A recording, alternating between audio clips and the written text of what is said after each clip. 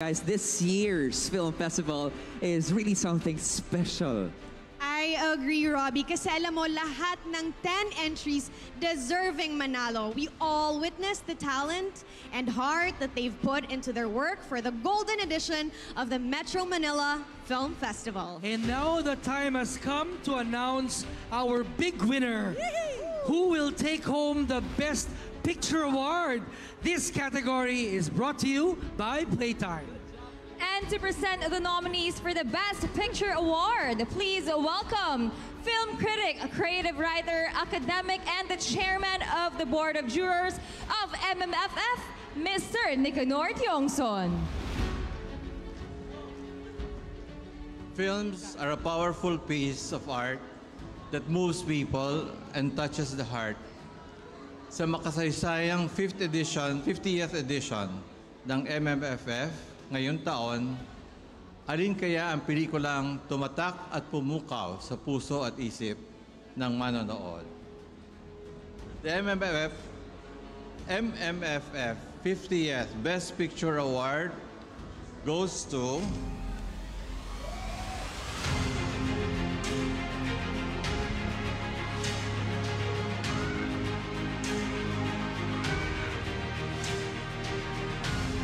ang una at pinakamahusay na pelikula ay Green Bones, GMA Pictures.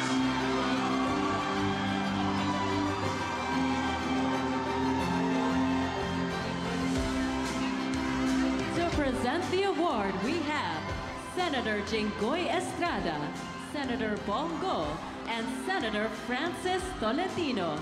And to present a check from Playtime is Miss Sofia Pilapil.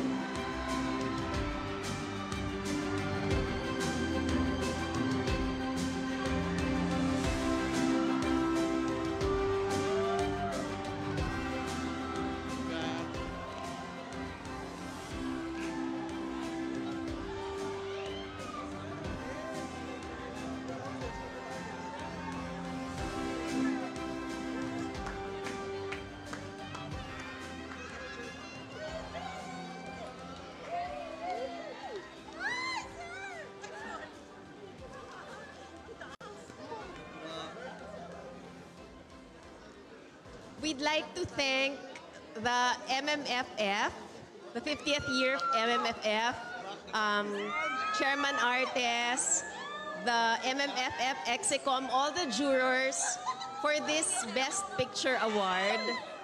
I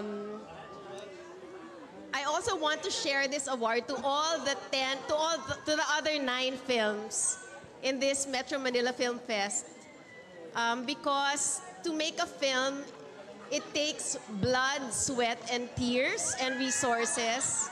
And talagang, we really risk it all because we want to tell a story.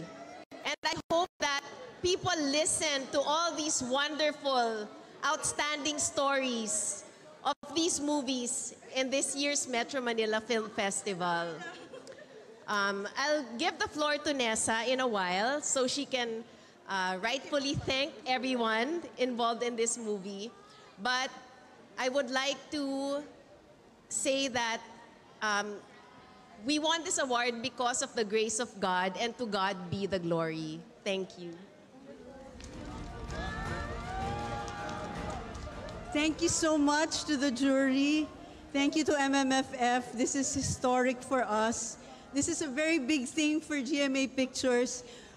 It was really our aim to bring back the glory of the film studio.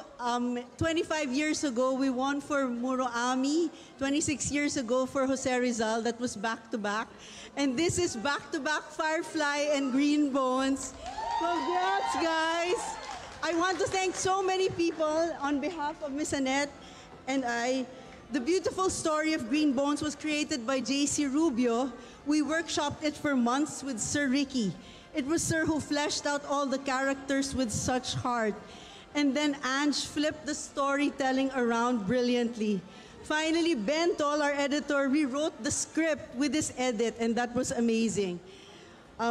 Direct Zig was running the ship and deserves so much recognition. So I want Direct Zig to thank our actors and the rest of the team.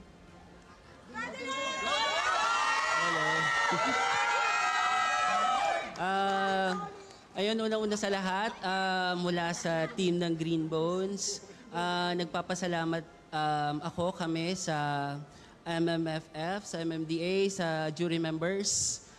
Maraming salamat. Ang pagkilalang ito ay magsisilbing inspirasyon para sa amin para gumawa pa ng mas maraming pelikula. Mga pelikula na hindi lamang magbibigay ng aliw, kundi bubuhay sa pag-asa at magbibigay ng inspirasyon para sa lahat. Siyempre, yung award na ito ay isang team yung gumawa. Pero gusto ko lang magpasalamat personally sa GMA Pictures, kina Miss Annette, kina Ma'am Nessa, sa tiwala na binigay nila ulit sa akin. Last year, sumugal sila sa akin sa Firefly, tapos ngayon, sumugal ulit sila. Mahirap gumawa ng pelikula sa totoong buhay, kaya deserve ng 10 pelikula, hindi lang ng awards, kundi sana panoorin sila kasi for sure, ginawa ng lahat yung makakaya nila, puso't kaluluwa yung ibibigay. So sana bigyan natin ng pagkakataon yung 10 pelikula na pumasok sa inyong puso. Panoorin po natin lahat ng pelikula sa Metro Manila Film Festival. Ayun, gusto ko lang din magpasalamat sa buong team ng Green Bones mula sa aming mga writers, sa alagad ng sining, si Sir Ricky Lee, kay Miss Ange para dun sa script, at syempre kay Sir JC para dun sa kanyang konsepto. Gusto ko lang din banggitin sina Sir Christian, sina Batoy, si Bats, si Mel, marami pa, ang aming cinematographer, si Sir Neil, production designer, si Mau, ang aking AD, si Che Villanueva, at ang aming script continuity, si Reyna May. Nagpapasalamat din ako kay Len Calvo, sa aming colorist, si Miss Marilen Magsaysay. And at the same time, ayun, maraming salamat sa lahat, sa aming mga PAs, SO, drivers. Gusto ko lang din sabihin na ang last year ang pelikula namin ay inalay namin sa mga nanay namin ni Miss Ange. Etong pelikulang ito ay inalay ng aming concept creator na si Sir JC sa kanyang tatay, na si Sir Saldi Rubio, para sa kanya itong award na ito. And gusto ko lang din i-share ang award na ito sa aking mentor, kay Armando Binglao, na nagturo sa akin kung paano maging tao at magpakatao sa loob at labas ng produksyon. Ang award po na ito ay para po sa lahat ng naniniwala sa kapangyarihan ng pag-asa, ng paglaya, at lahat ng naniniwala sa kapangyarihan ng pangarap.